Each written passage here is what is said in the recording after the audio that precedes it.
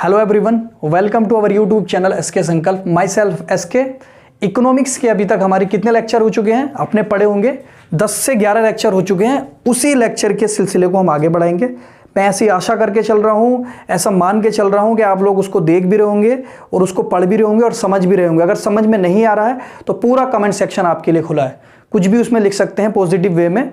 और जो चीज़ समझ में नहीं आ रहा है उसको लिख सकते हैं कि सर ये चीज़ समझ में नहीं आ रही। मैं पूरी कोशिश करूँगा आपको वहीं पर समझा दूँ। तो प्लीज़ आप जो है लगे रहें, पढ़ते रहें, अपना बढ़ते रहें आगे। इसी तरीके से लॉकडाउन जैसे ही खुलेगा वैकेंसियों की भरमार होगी, टूट पड़ना, क्योंकि आप ही का एक टाइम आएगा अगर आप लगातार लगे हुए हैं, मेहनत करें। क्योंकि लॉकडाउन में मेरा एक मानना ऐसा रहा है कि कुछ बच्चों ने थोड़ी पढ़ाई छोड़ दी है, मेरा ऐसा मानना है खुद का। लेकिन आपको नहीं छोड़नी, आप लगे रहना दिल के साथ, सफलता आपके जरूर मिल जाएगी, लगे रहेंगे आप। लेकिन अगर आप थोड़ी सी भी ढील डाल देंगे औरों की तरह तो फिर मुश्किल पड़ सकती है, इसलिए लगे रहो बिल्कुल अच्छे तरीके से। चलिए स्टार्ट करते हैं इकोनॉमिक्स का नेक्स्ट लेक्चर। और उससे पहले जो है आपसे उम्मीद करता हूं कि आप प्लीज़ हमारे चैनल को सब्सक्राइब जरूर कर दीजिएगा।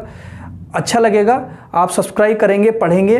और कुछ हम आपसे नहीं चाहते हैं, बस आप सब्सक्राइब की उम्मीद रखते हैं, वो आप कर देंगे तो बहुत बहुत धन्यवाद आपका। आगे हम जो है पढ़ते हैं, नया टॉपिक है। जैसे मैंने आपको बताया था हमारा चैप्टर 4 चल रहा था, अगर आपने पिछला लेक्चर देखा होगा तो। चैप्टर 4 इसमें जो है हमने एक पढ़ा था इससे पहले, जनसंख्या। उसके बाद था जनसंख्या के बाद निर्धनता, और उसके बाद है आपका बेरोजगारी। ठीक है, तो हमने जो है पॉपुलेशन के बारे में पढ़ लिया था, काफ़ी कोशिश की थी कि अच्छे से समझाया जाए। तो जनसंख्या के बारे में हमने पढ़ लिया, सारे इसके डायमेंशन पढ़ लिए। अब जो हमारा नया टॉपिक है वो है निर्धनता, मतलब कि पॉवर्टी। पॉपुलेशन के बारे में पढ़ चुके हैं, पॉवर्टी के बारे में पढ़ेंगे। उसके नेक्स्ट टॉपिक जो होगा अनएम्प्लॉयमेंट के बारे में होगा। तो जनसंख्या पढ़ चुके हैं, अब निर्धनता के बारे में पढ़ते हैं। तो जो हमारा काम का टॉपिक है हम उसको लिख लेते हैं ओनली, बाकी हम मिटा देते हैं। तो निर्धनता, इसको इंग्लिश में भी हेडिंग डाल लीजिए आप। जो नोट्स बना रहे हैं बहुत अच्छी बात है, मैं आपको बहुत हाई लेवल का पढ़ा रहा हूँ। इट मीन्स कि बिल्कुल ऐसा नहीं कि आप कोई ग्रुप डी एग्जाम निकाल लें, सिर्फ group C, A B C D जो भी कोई एग्जाम हो बच के नहीं जा सकता, ये मेरी गारंटी है आपसे। ठीक है, तो निर्धनता और पॉवर्टी को समझेंगे। तो निर्धनता और पॉवर्टी में मैं आपको कुछ टॉपिक्स के नाम बता रहा हूँ, उन टॉपिक्स के अकॉर्डिंग हमें आगे चलना पड़ेगा, जिससे हमें आसानी होगी। निर्धनता में सबसे पहले हम जो है पॉवर्टी की डेफिनेशन देखेंगे कि पॉवर्टी है क्या। डेफिनेशन मतलब परिभाषा हम इसकी देखेंगे। नेक्स्ट जो होगा हमारा पॉवर्टी टाइप्स देखेंगे, क्योंकि इसके भी बहुत सारे टाइप्स हैं। इट मीन्स कि पॉवर्टी कितने प्रकार की होती है, बहुत ज़रूरी है। भारतीय के लिए तो बहुत ही ज़्यादा ज़रूरी है पॉवर्टी समझना। समझ में आ गई तो पॉवर्टी से आप दूर हो जाओगे, ये मेरा मानना है। पॉवर्टी टाइप्स, फिर पॉवर्टी मापन हेतु, पॉवर्टी मापन हेतु स्केल। तो वो दो स्केल हैं, आप इसको समझ लीजिएगा। एक आपका है निरपेक्ष और एक आपका सापेक्ष। निरपेक्ष गरीबी और एक है आपकी सापेक्ष गरीबी। ये सब समझेंगे। अभी सिर्फ आपका टॉपिक लिखवा रहा हूं मैं। निरपेक्ष का मतलब होता है एब्सोल्यूट। समझ में नहीं आ रहा होगा अभी, कोई दिक्कत नहीं है, इसका मतलब है रिलेटिव। अभी हम समझ नहीं रहे हैं, सिर्फ लिख रहे हैं। तो एब्सोल्यूट पॉवर्टी और रिलेटिव पॉवर्टी, इसको भी समझेंगे हम। और इसके अंदर हम एक चीज और पढ़ेंगे, इसके अंदर हम पढ़ेंगे लोरेंज वक्र। इसके अंदर हम पढ़ेंगे लोरेंज वक्र, और हम पढ़ेंगे इसके अंदर गिनी गुणांक। दिख नहीं रहा हो तो मैं बोल रहा हूं, सापेक्ष गरीबी। सापेक्ष गरीबी के अंदर हम दो चीजें पढ़ेंगे, लोरेंज वक्र और गिनी गुणांक। अभी सिर्फ ये परफॉर्म देख लो आप, परफॉर्मा किस तरीके से है पढ़ना, अभी हम एक एक करके डिटेल में पढ़ेंगे। पॉवर्टी मापन हेतु आपके ये दो पैमाने हैं, निरपेक्ष गरीबी और सापेक्ष गरीबी, डिटेल में समझेंगे। पॉवर्टी मापन हेतु के बाद हम पढ़ेंगे पॉवर्टी कॉज या पॉवर्टी रीजन। ठीक है, पॉवर्टी रीजन पढ़ेंगे हम। उसके बाद हम पॉवर्टी इफेक्ट पढ़ेंगे, पॉवर्टी इफेक्ट। और उसके बाद जो है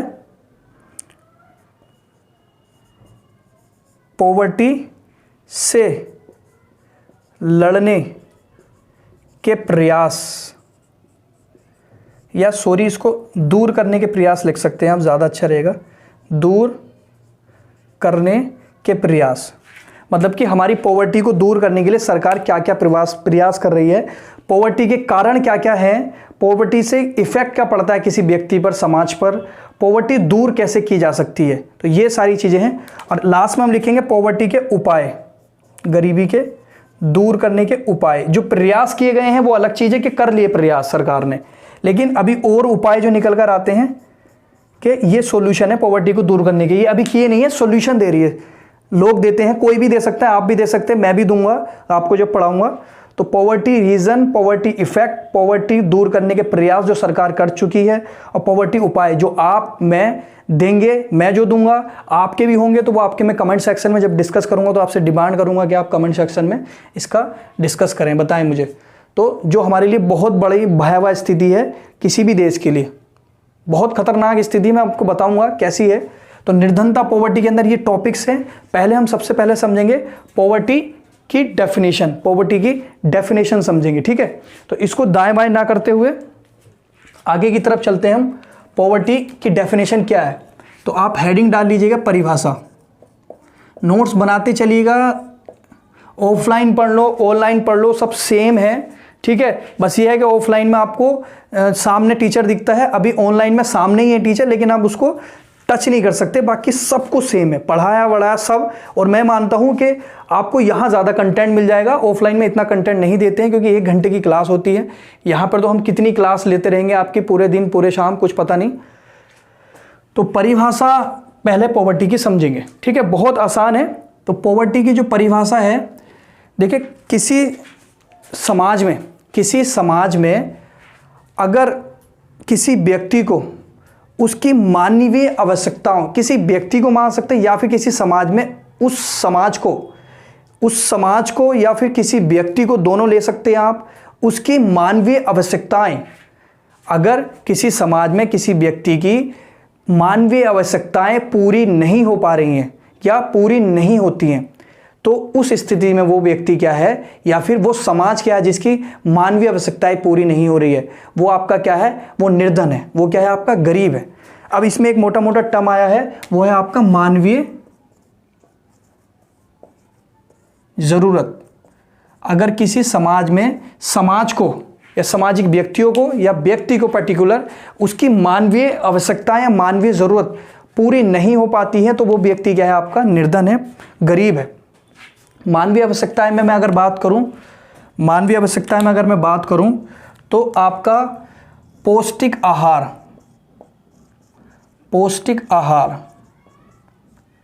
आपका वस्त्र, आपका मकान,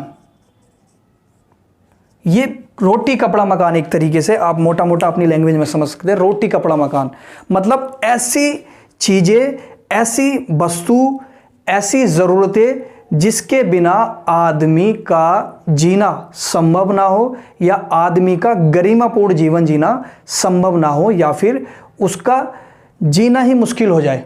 तो जो चीज़ें आपको जीने के लिए दी जाती हैं और वो ही आपको ना मिले जीने के लिए, तो आप क्या हो, बहुत निर्धन हो।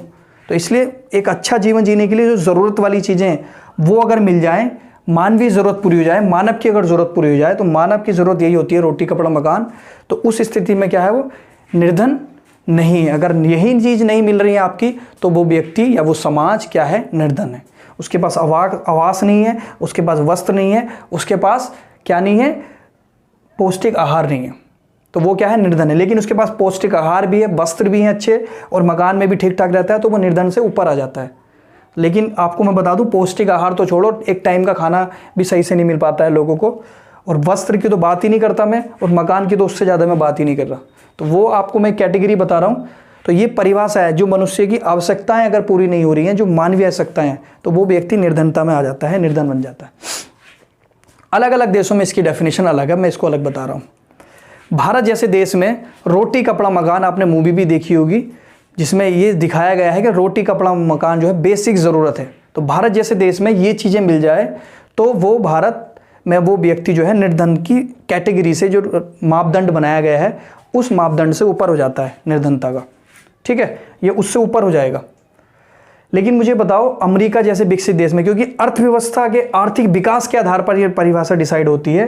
किसके आधार पर? आर्थिक विकास के आधार पर। तो आर्थिक विकास के आधार पर भारत जैसा गरीब देश, भूटान जैसा, पाकिस्तान जैसा, श्रीलंका जैसा देश है, तो वहाँ पे तो ये बेसिक है, वहाँ डेफिनेशन ही फिट कर जाएगी। लेकिन अगर मैं अमेरिका की बात करूँ, अगर मैं यूरोपीय कंट्री की बात करूँ, या इस तरीके की डेवलप कंट्री की बात करूँ, तो वहाँ पर डेवलप कंट्री में ये वाली डेफिनेशन फिट नहीं होती है, क्योंकि यहाँ पर ये चीज़ें तो सरकार वैसे ही मुहैया करा देती है, सरकार वैसे ही मुहैया करा देती है, तो ये तो हर किसी को मिलेगा, तो वो तो गरीब है ही जो वहाँ पे। लेकिन वहाँ पे अगर किसी के पास अगर इससे भी ज़्यादा चीज़ें हैं तो वो भी निर्धन की कैटेगरी में आते हैं, समझ रहे हैं आप। ये जिसके पास नहीं है अमेरिका में, वो तो है ही गरीब, उसको तो है ही नहीं, लेकिन इसके बावजूद, ये होने के बावजूद वो गरीब है, मतलब वहाँ पे जो है गरीबी का पैमाना ज़्यादा है। मतलब ऐसा मैं फॉर एग्जांपल मान रहा हूँ, ऐसा नहीं है। पौष्टिक आहार, वस्त्र, मकान, वहाँ पे स्वास्थ्य सुविधाएं भी चाहिए, शिक्षा सुविधाएं भी चाहिए, और बहुत सारी और भी सुविधाएं चाहिए। क्या पता घर में एसी भी चाहिए हो, या फिर एक छोटी सी गाड़ी भी चाहिए हो, तो तब जाके अगर वो पूरा होगा, तब जाके आपका वो क्या है, वहाँ पर अमेरिका जैसे देश में, यूरोप जैसे देश में गरीबी रेखा से ऊपर माना जाएगा। लेकिन अगर उस पर एसी नहीं है, घर में गाड़ी नहीं है छोटी सी, या अच्छा घर नहीं है, और सुविधाएं नहीं है, शिक्षा स्वास्थ्य सुविधाएं नहीं है, तो वो क्या है, आपका गरीब है। हमारे यहाँ ऐसा नहीं है, हमारे सिर्फ यही 3 चीज़ें नहीं है, तो वो आप क्या है, निर्धन है। तो आर्थिक विकास के आधार पर, डेवलपमेंट के आधार पर, जिस देश का जितना डेवलपमेंट है उसके आधार पर वहाँ की निर्धनता की डेफिनेशन डिसाइड होती है, ठीक है। तो हमारे यहाँ पर तो यही है बेसिक, मानवीय आवश्यकताओं को पूरा करने के लिए जिन चीज़ों की ज़रूरत पूरी होती है, अगर वो ज़रूरत पूरी नहीं हो रही तो वो व्यक्ति निर्धन है। तो वो मानवीय ज़रूरत ये है, पौष्टिक आहार, वस्त्र, मकान। तो आई होप आपकी पॉवर्टी की डेफिनेशन समाप्त हो गई हो। इसको अपनी लैंग्वेज में जितना भी मैंने बोला है समेट के अपनी कॉपी में लिख लो, जो भी मैं बोल रहा हूँ। अब आप पॉवर्टी के टाइप्स देखते हैं, हम पॉवर्टी के टाइप्स देखते हैं, टाइप्स ऑफ पॉवर्टी।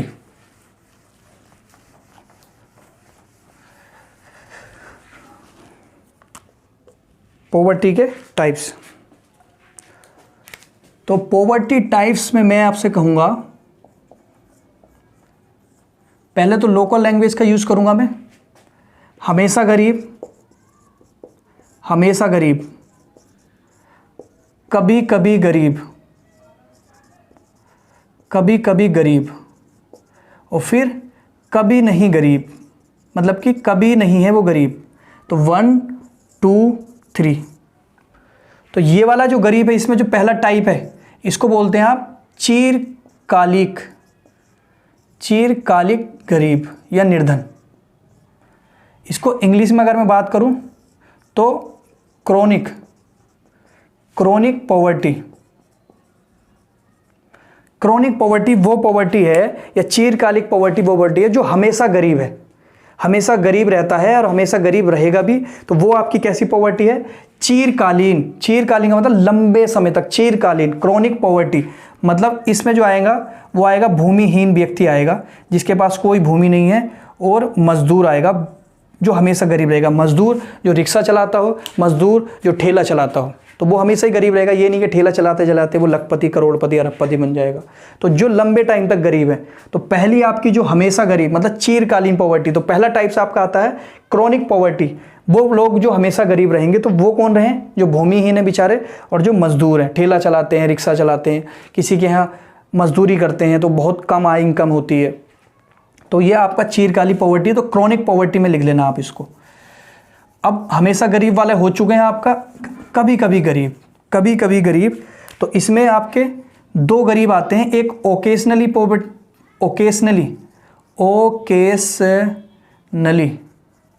ओकेजनली जो है, सॉरी ओकेजनली, एंड दूसरा है आपका शॉर्ट टाइम पॉवर्टी।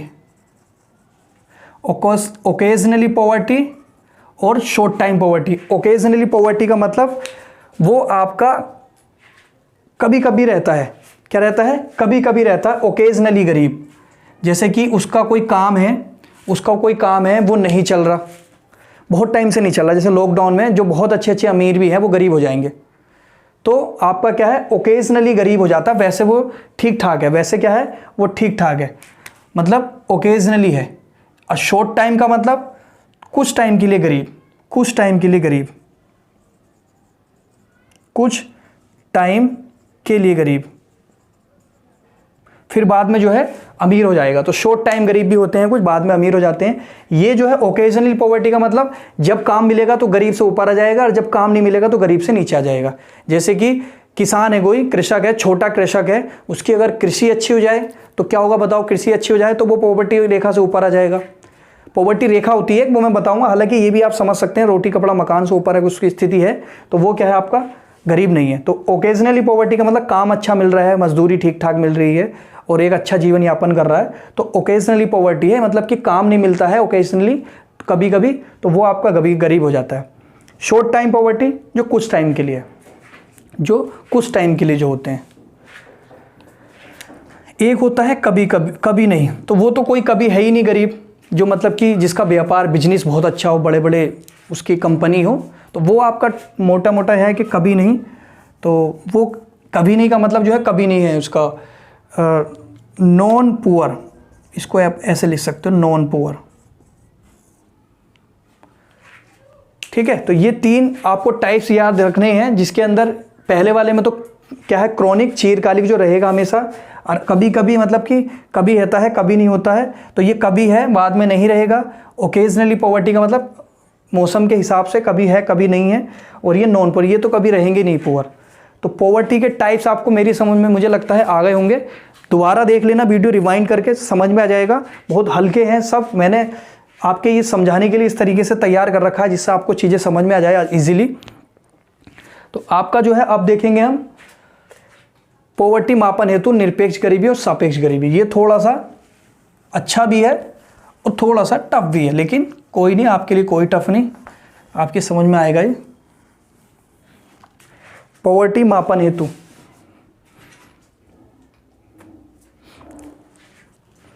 तो आपका जो है पॉवर्टी मापन हेतु एक है आपका निरपेक्ष और एक आपका है सापेक्ष। तो निरपेक्ष को उठा लेते हैं पहले, गरीबी नापने के लिए है। तो निरपेक्ष अगर मैं लिखूंगा पहले, या फिर एब्सोल्यूट पॉवर्टी लिखूंगा, एब्सोल्यूट पॉवर्टी लिखूंगा, तो ये मैं आपसे पहले ही कहूंगा ये अल्प विकसित या फिर विकासशील देशों के लिए जैसी है, जैसे भारत जैसे देश, पाकिस्तान, आपका श्रीलंका, भूटान, इन जैसे देशों के लिए निरपेक्ष एब्सोल्यूट है। क्या है? निरपेक्ष एब्सोल्यूट पॉवर्टी है।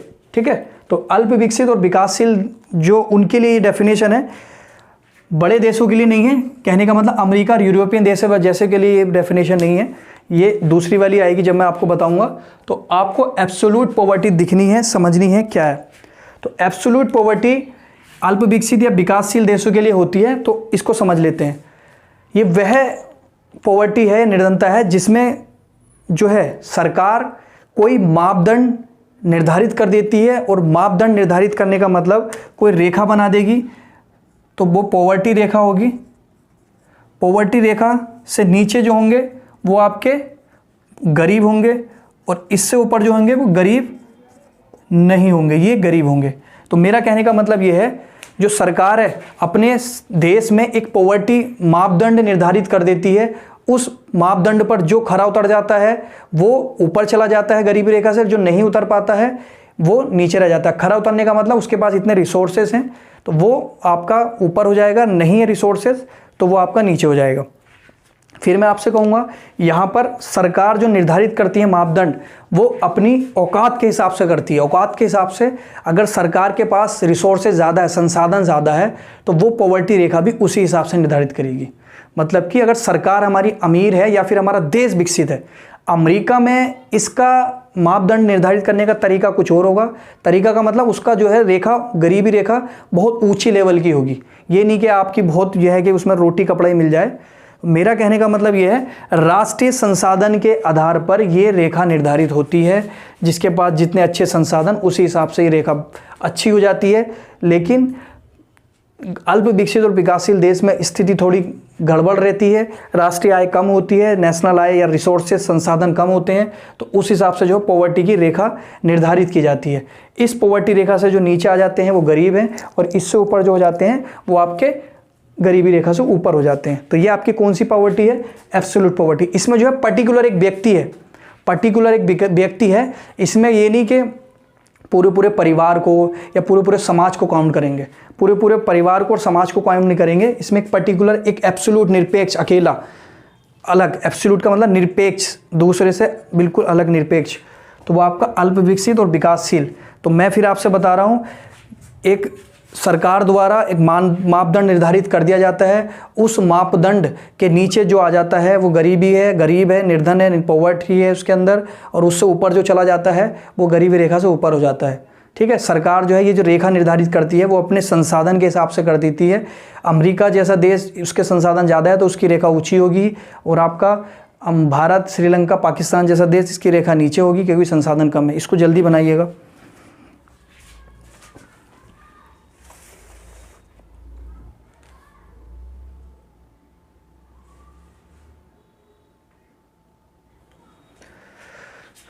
ठीक है, तो समझ में आ गया होगा। इसको लिख लेना अपने हिसाब से डेफिनेशन को। अगला जो हम पढ़ेंगे वो पढ़ेंगे दूसरी वैल्यू। समझ गए होंगे ना आपके क्या कहना चाह रहा है ये? वही है, राष्ट्रीय संसाधन के हिसाब से सरकार जो है अपने हिसाब से एक उपभोग स्तर डिसाइड कर देती है। उपभोग कि ये रेखा जो है, उपभोग स्तर डिसाइड कर दिया इस रेखा के, मतलब इतना अगर कोई उपभोग कर रहा है, उपभोग का मतलब उसके यहाँ इतनी चीज़ें प्रयोग में आती है, यूज़ में आती है, खाना खाता है वो, घर है, सब कुछ इन चीज़ों का यूज़ कर रहा है तो एक रेखा खींच देंगे। अगर वो इन चीज़ों का यूज़ कर रहा है तो वो उस रेखा के ऊपर आ जाएगा, अगर वो नहीं कर रहा है तो नीचे आ जाएगा। तो राष्ट्रीय लेवल पे जो निर्धारित मापदंड निर्धारित किया जाता है वो सरकार जो उपभोग स्तर तय कर देती है, बस कि जो ये यूज़ कर रहा है वो समझ लो क्या है, आपका गरीब नहीं है, नहीं तो गरीब है। तो ये आपका कौन से देशों में आता है? गरीब देशों में, विकासशील देशों में। अब आपका जो है सापेक्ष, एब्सोल्यूट पॉवर्टी, ये थोड़ी आपकी टफ है, लेकिन इसको समझेंगे चाहे कुछ भी हो जाए। अगर ये आप समझ गए सापेक्ष गरीबी तो आपको बहुत चीज़ें समझ में आएंगी। अगर आप सापेक्ष गरीबी समझ गए, सापेक्ष गरीबी थोड़ा जो सा टफ भी है। देखो इसमें थोड़ा सा आपको मैं लिख देता हूँ, सापेक्ष गरीबी से तात्पर्य है, इसको यहाँ पहले समझ लिया। देखो गरीबी, सापेक्ष गरीबी से तात्पर्य है, सापेक्ष गरीबी तात्पर्य से किसी व्यक्ति के पास, किसी व्यक्ति के पास किसी के सापेक्ष, फिर से सुन लीजिएगा, किसी व्यक्ति के पास, व्यक्ति के पास, किसी व्यक्ति के पास किसी अन्य व्यक्ति के सापेक्ष, किसी अन्य व्यक्ति के सापेक्ष आय, संपदा या फिर संपत्ति, आय, संपदा, संपत्ति एक ही बात है, अगर कम है, अगर कम है तो वह व्यक्ति उसके सापेक्ष जो है गरीब है। फिर एक बार सुन लिएगा, मैं और बताऊंगा आपको। एब्सोल्यूट पॉवर्टी सापेक्ष, किसी के सापेक्ष, किसी के संदर्भ में, किसी के संदर्भ में, एग्जाम्पल से समझाऊंगा तो आपको समझ में आएगा। सापेक्ष गरीबी से तात्पर्य है किसी व्यक्ति के पास किसी अन्य व्यक्ति के सापेक्ष या किसी अन्य व्यक्ति की कंपैरिजन में अगर आय कम है, संपदा कम है, संपत्ति कम है, तो वो आपकी कौन सी गरीबी कहलाएगी? वह आपकी सापेक्ष गरीबी कहलाएगी। अब इसको एग्जाम्पल से समझते हैं। जैसे फॉर एग्जाम्पल सापेक्ष गरीबी से समझेंगे, जैसे मैं हूं, हंसी मजाक में मत लेना, अगर मैं हूं तो मेरी कंपेयर अगर आप किससे करोगे, मेरी कंपैरिजन अगर आप किसी एक्टर से करोगे, जैसे कि जॉन इब्राहिम है, तो जॉन इब्राहिम की कंपैरिजन में मैं क्या हूं? गरीब हूं। जॉन इब्राहिम के सापेक्ष में क्या हूं? गरीब हूं। जैसे सापेक्ष गरीबी से तात्पर्य किसी व्यक्ति के, अब मैं जॉन इब्राहिम को सामने ले रहा हूं, गरीब मैं भी नहीं हूं, गरीब जॉन इब्राहिम भी नहीं है, लेकिन अगर मैं किससे कंपैरिजन करूं? जॉन इब्राहिम से कंपैरिजन करूं तो मैं क्या हूं? गरीब हूं या नहीं? जॉन इब्राहिम खड़ा हो जाए, फिर मुझे साइड कर दो, जॉन इब्राहिम के सामने बॉलीवुड किंग खड़ा हो जाए, सलमान खान, तो जॉन इब्राहिम क्या है? उस सलमान खान के सामने क्या है? गरीब हो गया। तो उसके सापेक्ष वो क्या हो गया? गरीब हो गया जॉन इब्राहिम। अब सलमान खान के सामने अंबानी को खड़ा कर दो आप, तो अब सलमान खान जो है अंबानी से क्या हो गया? गरीब हो गया। सलमान खान गरीब है या जॉन इब्राहिम गरीब है?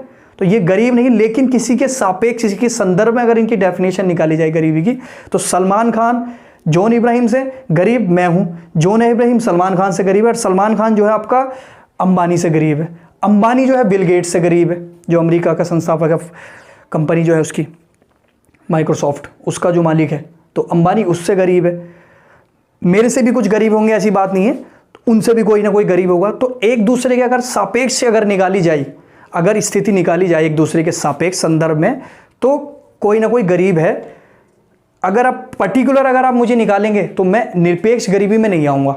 जैसे मुझे तो छोड़ो आप नहीं जानते हैं, लेकिन जो जानते हैं, या फिर किसी ऐसे एग्जाम्पल के ले लो, अगर सलमान खान को देखा जाए तो निरपेक्ष गरीबी में सलमान खान नहीं आएंगे, ऊपर आएंगे वो, मतलब वो अमीर है।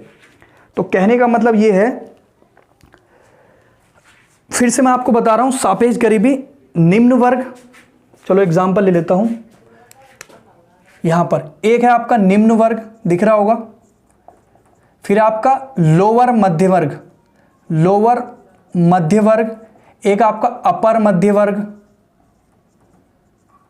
और एक आपका हाई क्लास वर्ग। मुझे बताओ ये निम्न वर्ग जो है इस लोअर मध्य वर्ग से क्या है, गरीब है या नहीं है? गरीब है ना। ये लोअर मध्य वर्ग इस अपर मध्य वर्ग से गरीब है या नहीं है? गरीब है। ये अपर मध्य वर्ग जो है हायर क्लास से गरीब है या नहीं है? ये अपर मध्य वर्ग जो है हायर क्लास से क्या है, गरीब है। हायर क्लास से भी अगर सुप्रीम हायर क्लास कोई वर्ग देखा जाए तो सुप्रीम हायर क्लास से ये हायर क्लास वर्ग जो है गरीब है। मतलब वैसे देखा जाए तो निरपेक्ष गरीब नहीं है, सापेक्ष गरीब है। सापेक्ष गरीब का मतलब किसी से कंपैरिजन की जाए तो अंबानी भी गरीब है, अंबानी भी गरीब है, फिर इस हिसाब से अगर सापेक्ष निकाले जाएंगे तो वो बिल गेट्स के सापेक्ष गरीब है। समझ रहे ना आप? तो ये सापेक्ष गरीबी जो निकाली जाती है लॉरेंज वक्र से निकाली जाती है, और गिनी गुणांक, ये हम समझेंगे, इसको मैं अलग लेक्चर में समझाऊंगा, इसमें टेक्निकल चीज़ें हैं तो थोड़ी दिक्कत आएगी। तो सापेक्ष गरीबी आपकी लॉरेंज और गिनी गुणांक से समझेंगे। ये वक्र है और एक गिनी गुणांक है। ये बड़े देशों में इसका प्रयोग किया जाता है, सापेक्ष गरीबी का जो है बड़े देशों में प्रयोग किया जाता है। हालांकि भारत में भी इसको हम फिट करेंगे। तो लॉरेंज वक्र और गिनी गुणांक विकसित देशों में इस वक्र का यूज किया जाता है, क्योंकि लॉरेंज जो है साहब थे, अर्थशास्त्री थे, उन्होंने इस वक्र का प्रयोग किया था। तो मैं आपको ऐसा मान के चल रहा हूं कि एब्सोल्यूट पॉवर्टी आपको समझ में आ चुकी हो। निम्न वर्ग लोअर मध्य वर्ग से गरीब है, लोअर मध्य वर्ग हायर मध्य वर्ग से गरीब है, हायर मध्य वर्ग हाई लेवल वर्ग से गरीब है, हाई लेवल जो है सुप्रीम हाई लेवल से वर्ग से गरीब है। तो सब एक दूसरे के सापेक्ष जो है गरीब है। ठीक है, इसमें दो चीजें हैं, लॉरेंज और इसको गिनी गुणांक को याद रखना, मैं इसको बाद में कंसीडर करूंगा। Poverty reason, poverty reason. तो पॉवर्टी मापन हेतु दो चीजें आपकी समझ में आ चुकी हैं। ठीक है, निर्धनता की डेफिनेशन समझ चुके हैं, पॉवर्टी के टाइप समझ चुके हैं, पॉवर्टी मापन हेतु निरपेक्ष और सापेक्ष गरीबी दोनों समझ चुके हैं आप। अब जो है हम पॉवर्टी के रीजन, ठीक है, ये तो कारण आप भी बता सकते हैं, आपको जो भी अच्छा लगे या जो भी आप गरीबी का कारण मानते हैं, जो भी कारण मानते हैं कमेंट सेक्शन में जरूर बताना। जितने भी वीडियोस देख रहे हैं, जैसे भी देख रहे हैं, प्लीज़ जो भी आपके माइंड में आता हो कि सर ये कारण है गरीबी का, ये कारण है, ये कारण है, कारण मैं भी पूछ रहा हूँ मैं आपसे, बाद में जो है आपसे इसके इफेक्ट भी पूछूंगा, जो भी कमेंट में आपको देने पड़ेंगे। तो पॉवर्टी में जो सबसे बड़ा जो मैं आपको रीज़न बताऊंगा, सबसे बड़ा जो रीज़न मैं बताऊंगा आपका पॉवर्टी में, आपका जनसंख्या है। क्या है? जनसंख्या है। जैसे कि अभी एक सिद्धांत भी दिया था जो है, इसका मैं ये वाला आपका हो चुका है, ये आपका हो चुका है, ये आपका हो चुका है। अब इसकी बात चल रही है निर्धनता कारण, निर्धनता के कारण। ठीक है, तो निर्धनता कारण में आपका जो मैं पहला कारण मानूंगा जनसंख्या। ठीक है, देखो जनसंख्या अगर किसी देश में वृद्धि कर रही है, जनसंख्या बहुत तेजी से तीव्र कर रही है, तो जनसंख्या तीव्र कर रही है और उत्पादन उस हिसाब से हो नहीं रहा।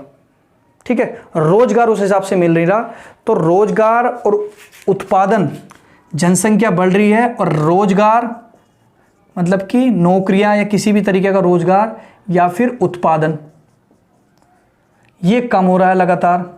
तो उस देश में किस तरीके का कारण होगा, उस देश में क्या होगा? गरीबी पक्का डेफिनेटली क्या होगी? गरीबी होगी। तो मेरा कहने का मतलब पॉवर्टी के जो कारण है, पहला कारण है जनसंख्या वृद्धि। जनसंख्या को रोकोगे आप तो उत्पादन जो कम होता चला जा रहा है, मतलब कि 100 लोग 1000 लोग हैं, 500 का उत्पादन होता है, तो 500 लोग तो गरीबी के उसमें जाएंगे, गरीबी के शिकार होंगे ही होंगे, ठीक है। रोजगार भी उस हिसाब से नहीं मिलेंगे फिर। तो जनसंख्या को कम किया जाए जिससे कि उत्पादन बढ़ेगा, फिर रोजगार भी बढ़ेगा, जनसंख्या के हिसाब से उत्पादन होगा और फिर रोजगार भी उस हिसाब में होगा। 100 नौकरी है, 500 लोग हैं तो 400 तो रोजगार मिलेगा ही नहीं, उनको बेरोजगार हो जाएंगे वो। तो जनसंख्या को क्या किया जाए, रोका जाए, तभी क्या है आपकी बात बन सकती है। अगर जनसंख्या को रोकेंगे आप कैसे रोकेंगे, ये तो सभी को सोचना है, सभी को करना है मिलकर ये काम, मतलब नहीं करना है तब जाके स्थिति बनेगी। तो आपका दूसरा क्या है, दूसरा जाति प्रथा। जाति प्रथा देखो ये एक पॉवर्टी का बड़ा कारण है। जैसे फॉर एग्जांपल कुछ ऐसे वर्ग हैं हिंदू धर्म में या मुस्लिम में भी, मान लो कि वो कितना भी टैलेंटेड हो लेकिन उसकी जाति में जो उसको काम थोप दिया है, वो कितना भी फिर प्रभावशाली हो या प्रतिभाशाली हो, तो उसको उस काम में जाने का इतना अपॉर्चुनिटी नहीं मिल पाता। तो क्या होता है, वो अब अपॉर्चुनिटी मिल पाता तो वो आगे नहीं बढ़ पाता, जिसकी वजह से वो गरीब रह जाता है, उसका घर परिवार उसका खानदान गरीब रह जाता है। जैसे अगर कोई कोई अगर जूते चप्पल सही करने वाला है और वो इतना टैलेंटेड है लेकिन उसके घर पे इतनी दिक्कत है, वो क्या है जूते चप्पल ही सिलेगा।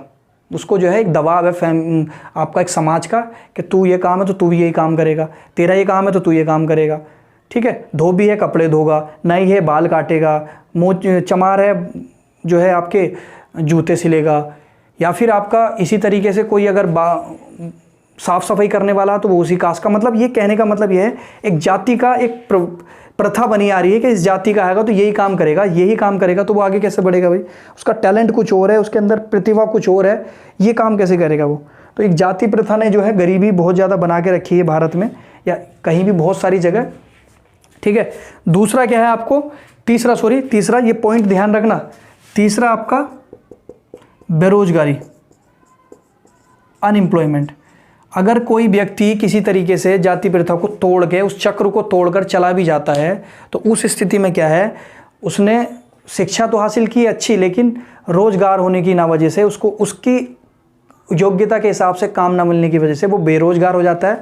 और बेरोजगार का मतलब ये है कि उसके घर पे कहाँ से कुछ खाना बनेगा, कहाँ से कुछ, उसको वो पैसा नहीं मिल रहा, नौकरी नहीं मिल रही, काम नहीं मिल रहा, तो घर वाले भी ऑटोमेटिकली क्या हो जाएंगे, उसी स्थिति में क्या हो जाएंगे, डूब जाएंगे। तो आपका क्या है, बेरोजगारी भी एक बड़ा कारण है किसका, निर्धनता का। निर्धनता के कारण पढ़ रहे हैं आप। अंधविश्वास, ये एक बड़ी चीज़ मैं मानता हूँ, मेरा खुद का एक एक्सपीरियंस है लोगों के द्वारा सुनने के कारण। अंधविश्वास में एक कारण मानता हूँ, लोग जो है गरीबी का ठिकरा जो है भगवान अल्लाह पर फोड़ देते हैं कि भगवान ने हमारे नसीब में यही लिखा है, अल्लाह ने हमारे नसीब में ही लिखा है। अल्लाह को क्या पसंद है, भगवान को क्या पसंद है कि वो हमें किस चीज़ की सज़ा दे रहा है, दंड दे रहा है, तो वो अपना ऐसा भाग्य मान के चल लेते हैं कि हमें जो है ऐसी दिया है, अगर वो देना होता तो वो हमें ऐसी नहीं बना देता जैसे और हैं और अमीर जो हैं। तो ये सरासर गलत है। भगवान अल्लाह इतना दुश्मन नहीं है आपका या फिर किसी एक पर्टिकुलर व्यक्ति के, आपने उनके साथ बहुत बुरा कर दिया हो तो आपको गरीब पैदा किया है। वो सिर्फ़ और सिर्फ आपके ऊपर बात है कि आप कितनी मेहनत करते हैं, कितना दिन रात एक करते हैं किसी भी चीज़ को पाने के लिए। अगर मेहनत करेंगे तो सारी चीज़ें आपके पास हैं, ये मैं गारंटी आपसे दे रहा हूँ। अभी आप अगर लॉकडाउन में भी पढ़ रहे हैं तो ये आपकी मेहनत है, स्ट्रगल है, लगे हुए हैं, तो आपको इसका कहीं ना कहीं परिणाम मिल जाएगा। लेकिन जो नहीं कर रहे हैं वो फिर बाद में क्या कहेंगे, जब नहीं कुछ कर पाएंगे तो किसको दोष देंगे, भगवान को, अल्लाह को दोष देंगे कि उसने हमारे नसीब में यही लिख रखा है। तो ये दोष देने वाली बात जो है सबसे ज़्यादा गलत है। दोष देना किसी को गलत है। दो हाथ पैर अगर आपके सलामत है तो दुनिया का कोई भी काम, आप दुनिया की कोई भी जंग जीत सकते हैं अगर आपको अपने ऊपर विश्वास है। तो अंधविश्वास जैसी चीज़ नहीं होनी चाहिए कि भगवान ने हमें दंड दिया है, अल्लाह ने हमें दंड दिया है तो हम तो कुछ कर ही नहीं सकते, कितना ही कुछ कर लें सारे काम बिगड़ते हैं। तो वो बिगड़ते भी हैं तो एक टाइम सुधरने का भी आता है, उसमें हिम्मत नहीं तोड़नी है। बहुत लोगों के साथ होता है, एकदम से सफलता नहीं मिल पाती है लेकिन एक दिन ज़रूर मिल जाती है। अंधविश्वास, ठीक है, और कर्मकांड भी इसमें जोड़ देता हूँ मैं। अगर अंधविश्वास है, कुछ लोग जो है अंधविश्वासी होते हैं, साथ में कर्मकांड का मतलब थोड़े बहुत अगर पैसे हैं भी तो इस अंधविश्वास के चक्कर में कर्मकांड करके वो पैसे जो आपके हैं, पैसों का मतलब ये है, देखो अगर किसी के पास कुछ सेविंग होगी तो वो उस सेविंग को क्या करेगा, कहीं इन्वेस्ट करेगा और इन्वेस्ट के बाद उससे कुछ उत्पादन होगा और उस उत्पादन का वो उपभोग करेगा। तो उपभोग का एक मापदंड होता है सरकार के द्वारा कि जो इस ऊपर इस लेवल से उपभोग करेगा वो जो गरीब नहीं है।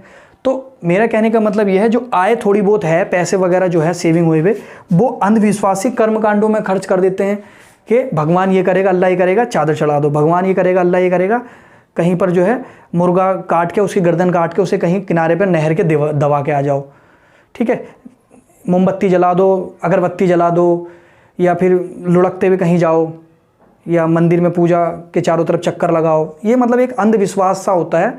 भगवान मानने वाली चीज़ है, अल्लाह मानने वाली चीज़ है, एक आस्था होनी चाहिए सिर्फ, ठीक है, वो भी एक पॉजिटिव वे में, बिल्कुल ऐसा नहीं कि कुछ भी कि ये करो आप जो है तागा बांधो वहाँ पे एक जाके 200 किलोमीटर जाके जो है पेड़ में ये बांध के आ जाओ तो आपका ये हो जाएगा, ये हो जाएगा। तो उसमें थोड़े बहुत पैसे होते हैं, तो इन कर्मकांडों में जो है बाबा उनके ख़त्म कर देते हैं, तो वो गरीब हो जाते हैं। तो अंधविश्वास और कर्मकांड भी आपका एक बड़ा कारण है। ज़्यादा लंबा तो नहीं ले रहा मैं, आप बता देना मुझे, अब क्या बताएंगे वो तो बाद में पता चलेगा। कृषि पिछड़ेपन, कृषि का पिछड़ापन होना बहुत ज़रूरी कारण बन चुका है, क्योंकि मैं बता रहा हूँ कृषि पर भारत में 80% लोग निर्भर हैं। जब कृषि पर 80% लोग निर्भर हैं, तो अगर कृषि पर किसी तरह की आपदा, किसी तरह का सूखा, किसी तरह का सिंचाई ना होना, किसी तरह की वर्षा नहीं होना, उस टाइम पर सीजन नहीं आना, मौसम का प्रभाव पड़ जाना, तो उस स्थिति में जब 80% लोग उस कृषि पर निर्भर है, तो वो कृषि जो है निर्भर होने के बाद उस पर स्थिति इतनी व्यापक तरीके से प्रतिकूल हो चुकी है। तो उस स्थिति में जो 80% लोग उस पर निर्भर थे, वो 80% ऑटोमेटिकली जो जाएंगे, ऑटोमेटिकली का मतलब खुद ही स्वतः ही क्या हो जाएंगे, गरीब हो जाएंगे। तो कृषि पिछड़ापन हो जाता है बहुत ज़्यादा, कृषि के लोग भी पिछड़े हो जाते हैं। और कृषि का पिछड़ापन एक तरीके से ये भी ले सकते हो आप कि कृषि का आधुनिकीकरण ना होना, कृषि का आधुनिकीकरण ना होना, ये भी एक बड़ा कारण है, ठीक है। अच्छा, कृषि पिछड़ापन,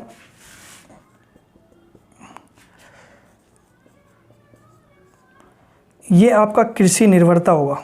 चलो एक ही बात है यहाँ पर निर्भरता, तो कृषि, इसको पिछड़ेपन का मतलब आप समझ लेना कि कृषि का पिछड़ा होना। पिछड़ा होने का मतलब यह है आधुनिकीकरण नहीं है। जैसे अब बारिश पड़ रही है, अगर कृषि में यहाँ पे टेक्नोलॉजी होती, जैसे कि अमेरिका जैसे देशों में मशीन से अनाज काटा, मशीन के द्वारा कहीं भंडार में रख दिया। अभी क्या हमारे यहाँ पर भारत में क्या हो रहा है, बेचारे हाथों से काट रहे हैं और वहीं पर पुटलिया बांध के वहीं पर रख रखी है, बरसात हो गई, सब खत्म हो गया उनका अनाज। तो उस स्थिति में क्या है, वो गरीब नहीं हो गए बेचारे, सब गरीब हो गए। इस पे देश का इफेक्ट पड़ेगा। वो उत्पादन की जो मौद्रिक वैल्यू निकल कर आती, वो जीडीपी में काउंट होती, जीडीपी अब बनेगी नहीं, तो देश क्या होगा, गरीब होगा। गरीब का मतलब जब राष्ट्रीय आय नहीं होगी तो पृथ्वी व्यक्ति आय कैसे होगी, राष्ट्रीय आय से पृथ्वी व्यक्ति आय निकल कर आती है। सब चीज़ें मैं पहले बता चुका हूँ। तो कृषि पिछड़ेपन का कारण भी एक बड़ी गरीबी का कारण है, ठीक है। कृषि पिछड़ापन, निर्भरता, वो जो भी 80% लोग इस पर निर्भर रहेंगे और इसमें आपदा आ जाए, कृषि पर कोई सूखा आ जाए, कोई बाढ़ आ जाए, या फिर कोई मौसम ऐसा हो कि बारिश ना हो, जैसा मौसमी आपने इफेक्ट देख ही लिया, तो कृषि निर्भरता जो होंगे सब गरीब हो जाएंगे बेचारे। तो 80% लोगों की कृषि जो है आपकी, ये आपकी बहुत भारी पड़ जाती है, बहुत जो है दिक्कत पड़ जाती है इसमें। इतनी निर्भरता नहीं होनी चाहिए। निर्भरता अगर कम होती, मैंने आपको पहले बताया, नहीं बता रहा है तो अब बता रहा हूँ, किसी देश में अगर कृषि पर निर्भरता कम होती चली जाएगी तो वो देश विकास करता चला जाएगा। अगर हमारे देश में अगर आज कृषि पर 80% लोग निर्भर हैं, कल ये 70% हो जाएंगे तो हमारा देश विकास कर रहा है। कल 60 हो जाएंगे, 50 हो जाएंगे, 40 हो जाएंगे। तो इसका मतलब ये है कि जिस देश में कृषि पर निर्भरता लगातार कम होती जाएगी, उस देश का लगातार विकास होता जाएगा। तो 80% निर्भर अभी है, तो फिर कैसे होगा बताओ। कहीं ना कहीं इसी चीज़ से जुड़े हुए हैं। फिर अगला जो है प्रतिकूल वातावरण या जलवायु, क्लाइमेट। मैं बहुत सारे कारण आपको बता रहा हूँ, जिससे कुछ कारण तो आप याद रखें, आपसे कोई पूछे तो बता दिया करें आप। प्रतिकूल जलवायु, जैसे कि राजस्थान वाले क्षेत्र में, बहुत से क्षेत्रों में जो है रेगिस्तान है, तो वहाँ के लोग जो वहाँ पर रहते हैं वो कैसे अपना जीवन यापन करें बेचारे। वहाँ तो वो कृषि भी नहीं कर पाते हैं। सबसे बड़ा रिसोर्स है जो भारत चलता है कृषि पर, कृषि प्रधान देश है, तो वहाँ पे कृषि नहीं होती तो वहाँ के लोग कैसे करेंगे, तो वो तो ऑटोमेटिकली गरीब होने हैं, ठीक है। तो आपका अब कुछ ऐसे क्षेत्र मान लो, जैसे हमारा उत्तराखंड ही मान लो, पहाड़ी इलाकों में कैसे कृषि करें, वो बर्फ़ पड़ रही है, ओला पड़ रहा है, कृषि खराब हो जाती है। तो कहीं पर बहुत क्या है, मरुस्थलीकरण है, डेजर्टिफिकेशन है, कहीं पे कोई क्या है बर्फबारी होती है बहुत ज़्यादा। तो ऐसे प्रतिकूल वातावरण में, जलवायु में भी जो है लोग अपना विकास नहीं कर पाते हैं, और विकास नहीं कर पाते हो तो किस कैटेगरी में आते हैं? निर्धनता। तो कारण मैं बता रहा हूँ निर्धनता के। तो इसलिए जो है मरुस्थलीकरण वाले क्षेत्र में भी लोग विकास नहीं कर पाते, बाढ़ वाले, सूखा वाले क्षेत्र में भी नहीं कर पाते हैं। और ये प्रतिकूल जलवायु का मतलब जहाँ पर बर्फबारी होती है तो वहाँ भी किसानी नहीं कर पाएगा तो हो जाएगा। पॉवर्टी दूर करने के प्रयास, ये आपका समझ में आया? समझ में आया ना? ठीक है, अब जो है पॉवर्टी दूर करने के प्रयास समझते हैं।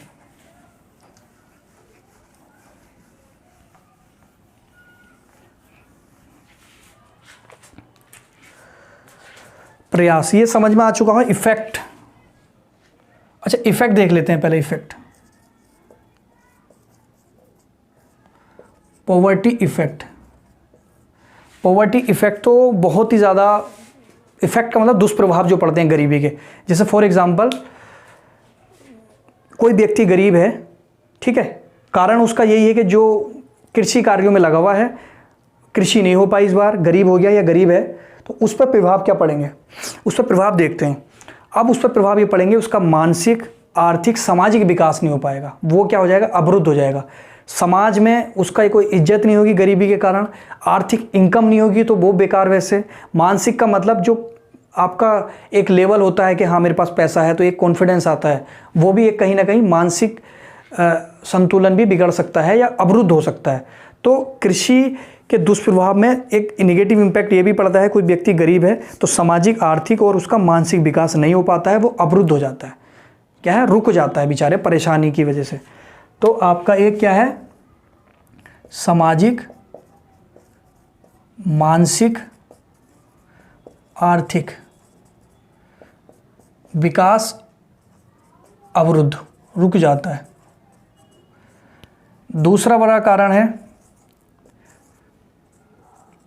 स्वास्थ्य।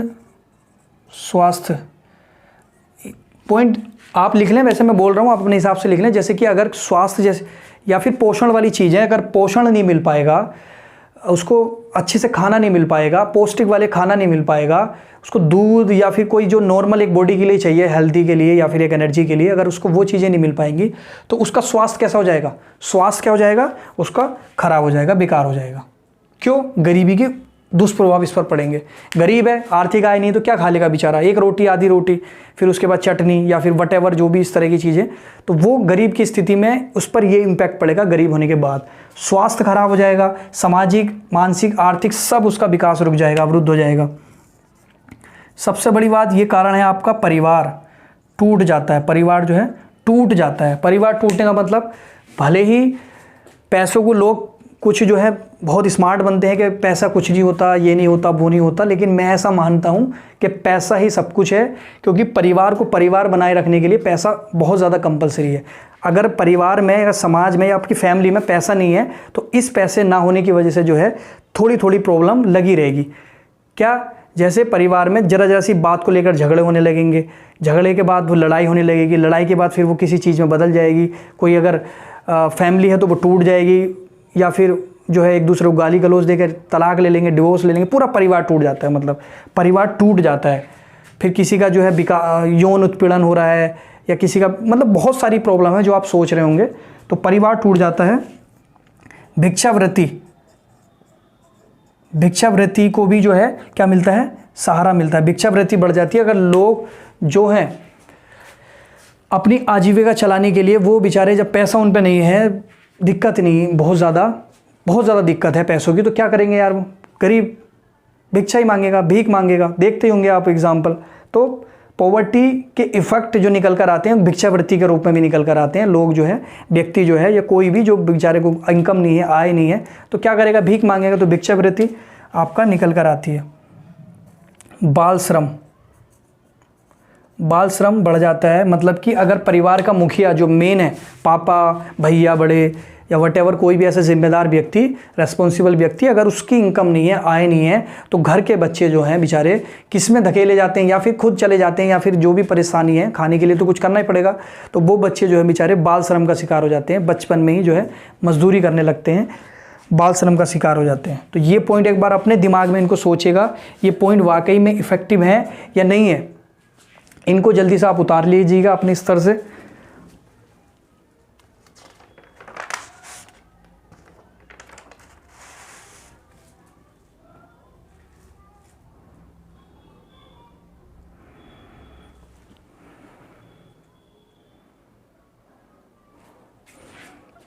ठीक है, तो ये चीज़ आप ध्यान रखना पॉवर्टी फैक्ट में। और भी बहुत सारे कारण हैं, लिखने के लिए तो आप पूरा वो लिख दो, इतिहास निबंध लिख दो, लेकिन कोई फ़ायदा नहीं है। समझ एक विकसित होने चाहिए। अपराध की कैटेगरी में भी इसी से आते हैं। अगर कोई पैसे दे रहा है, पैसे तो है नहीं, लेकिन कोई अपराध करा रहा है, बदले में कुछ गलत काम करवा रहा है, तो आप उस कैटेगरी में चले जाओगे या उसकी तरफ मूव कर जाओगे उस पैसों के कारण, गरीबी के कारण। तो अपराध की कैटेगरी में आप ज़्यादा बढ़ जाते हो, अपराध की स्थिति में आ जाते हो। वैश्यवृत्ति, जो बेचारी महिलाएं जो हैं अपना जीवन यापन नहीं कर पा रही हैं, फैमिली को नहीं चला पा रही हैं, तो वैश्यवृत्ति में चली जाती हैं। वैश्यवृत्ति भी एक बड़ी गलत चीज़ है, वो भी समाज में एक कलंक है हमारे लोगों के लिए। तो मैं आपसे कह रहा हूँ बहुत सारी चीज़ें, इसका इम्पैक्ट बहुत रूप में निकल कर आता है। आपको समझना है पॉवर्टी दूर करने के प्रयास, पॉवर्टी दूर करने के प्रयास। तो प्रयास में तो आपको मैं बता दूं बहुत सारे कार्यक्रम किए गए हैं, जैसे कि पंचवर्षीय योजना। पंचवर्षीय योजना जो बनाई थी सरकार ने 1951 में, जो पिछले लेक्चर मैंने आपको पढ़ाई है। पंचवर्षीय योजना का उद्देश्य यही था कि सब गरीबी को हटाना है। जैसे कि आपने इंदिरा गांधी की जो छठी स्कीम थी, छठी पंचवर्षीय योजना थी, जो योजनाएं बनाती थी 5-5 साल की, उसमें क्या दूर करने की बात करते थे? देश का विकास, मतलब कि गरीबी दूर करने का। कई बार ये तो उद्देश्य ये रखा कि गरीबी निवारण या गरीबी उन्मूलन। तो पंचवर्षीय योजना, जैसे कि छठी पंचवर्षीय योजना जो है उसमें गरीबी हटाओ का नारा दिया था। छठी पंचवर्षीय योजना में बहुत फेमस नारा है, इंदिरा गांधी ने नारा दिया था छठी पंचवर्षीय योजना में। शायद उस लेक्चर में नहीं बोल पाया मैं, तो अब बोल रहा हूँ। छठी पंचवर्षीय योजना में छठी 5 ईयर पॉलिसी में इंदिरा गांधी ने एक नारा दिया था, गरीबी हटाओ नारा, जो बहुत फेमस हुआ था उस टाइम पर भारत में। तो पंचवर्षीय योजना का प्रयास था एक, गरीबी को दूर करने का। दूसरा आपका सामुदायिक विकास कार्यक्रम, जो पिछले लेक्चर में मैंने आपको बताया, सामुदायिक विकास कार्यक्रम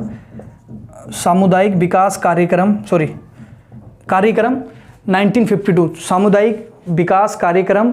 इसका मतलब यह है समाज में समुदाय का पूरे का विकास करना है। तो समुदाय का विकास करने के लिए जो भी स्थिति सरकार ने 1952 में की है, तो वो भी एक प्रयास रही है सरकार का। उसके बाद आपको मैं बताऊंगा हरित क्रांति, ग्रीन रेवोल्यूशन, हरित क्रांति, ग्रीन रेवोल्यूशन। ग्रीन रेवोल्यूशन 1966-7 के टाइम की बात है, जब आपके प्रधानमंत्री जो है शास्त्री जी थे, तो उन्होंने जो है हरित क्रांति की थी, ग्रीन रेवोल्यूशन। इससे क्या है, लोगों जो है खाद्यान्न में आत्मनिर्भर हो चुके थे। हरित क्रांति मतलब गेहूं, चावल, ये बहुत बड़ी मात्रा में इनका उत्पादन होने लगा था। और जब ये उत्पादन होने लगेगा तो ये सरप्लस होने लगेगा, अधिशेष बचने लगेगा, बचे हुए को बेचने लगेंगे आप। उसके बाद आपकी इनकम होगी, आय होगी, जो बेचेंगे आप, उस आय को आप कहीं इन्वेस्ट करेंगे, उस इन्वेस्टमेंट से आपका उत्पादन होगा, फिर उस उत्पादन से आपका वो उपभोग करेंगे जितना उत्पादन होगा। तो ये पूरा एक साइकिल घूमेगी। तो इससे क्या है, आपका विकास होगा। तो ये भी क्या है, गरीबी दूर करने के लिए इन्वेस्ट, फिर उत्पादन, फिर उपभोग। तो जितना उत्पादन होगा इतना उपभोग करेंगे। एक रोटी है, 4 लोग आधी आधी खाएंगे, 4 पीस करके। 2 है रोटी हैं तो आधी आधी खाएंगे, मतलब 2 के 4 पीस करके। 4 रोटी तो 4 एक खाएंगे।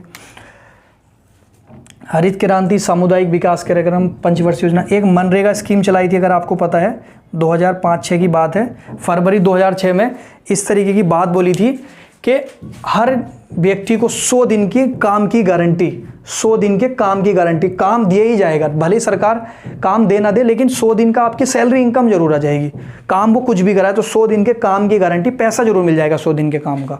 तो मनरेगा स्कीम एक ऐसी रही है जो विकास की बात करती है, निर्धनतों को उठाने की बात कर रही है।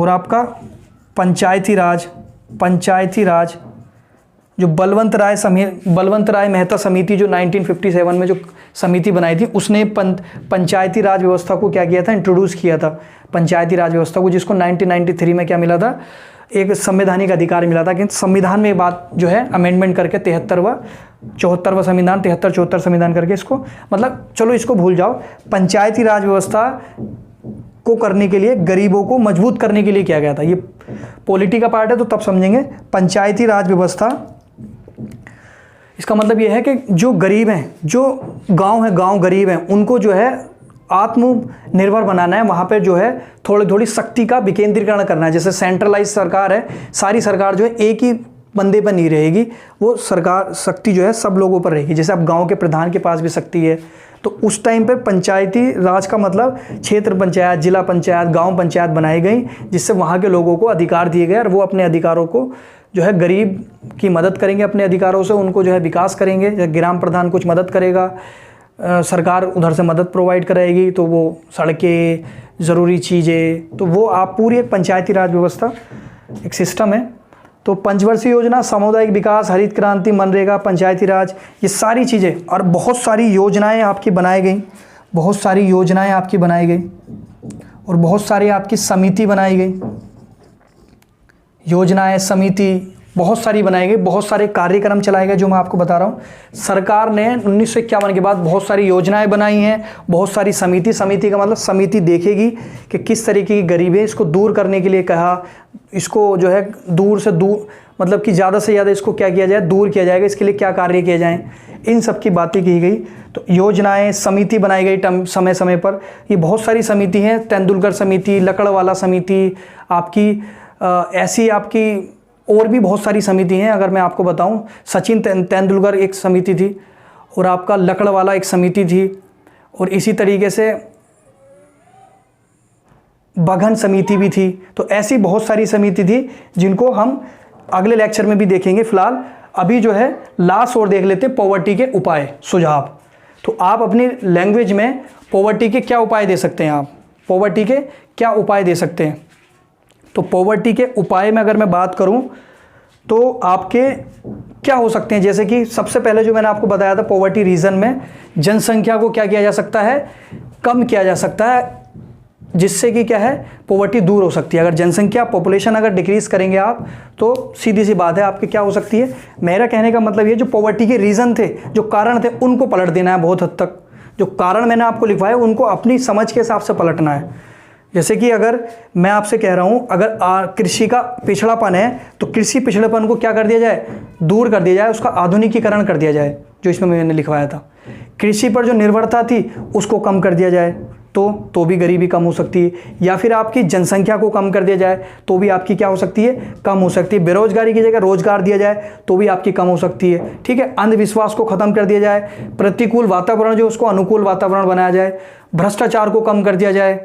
ठीक है, ये बहुत सारे ऐसे पॉइंट हैं जो पॉवर्टी को दूर करने में सहायक हैं। बाकी और मैं आपसे डिस्कस करूंगा, लेक्चर लंबा ना हो जाए, इसलिए मैं यहीं रोकता हूं। बाकी आपका ये हो चुका है, आप ये मत ना समझेंगे नहीं हुआ। पॉवर्टी टाइप्स, पॉवर्टी के मापन, इनको हम एक बार और डिस्कस में करेंगे। लोरेंज और गिनी गुणांक क्या है, पॉवर्टी रीजन, इफेक्ट भी देख चुके हैं, पॉवर्टी दूर करने के प्रयास भी देख चुके हैं, और पॉवर्टी के उपाय भी हम देख चुके हैं। बाकी आप अपनी समझ से जो मेरे को कमेंट सेक्शन में बताना जरूर कि क्या आप सोचते हैं कि गरीबी के लिए। मैं जरूर उम्मीद करता हूं कि कुछ समझदार बच्चे जरूर लिखेंगे। ठीक है, तो समझदारी का प्रतीक तो आपको देना पड़ेगा। चलिए इतना ही रखते हैं आज। Thank you so much. और प्लीज़ थोड़ी बहुत अगर वीडियो समझ में आ रही हो तो प्लीज़ आप सब्सक्राइब कर दीजिएगा। आज के लिए इतना ही रखते हैं। Thank you so much.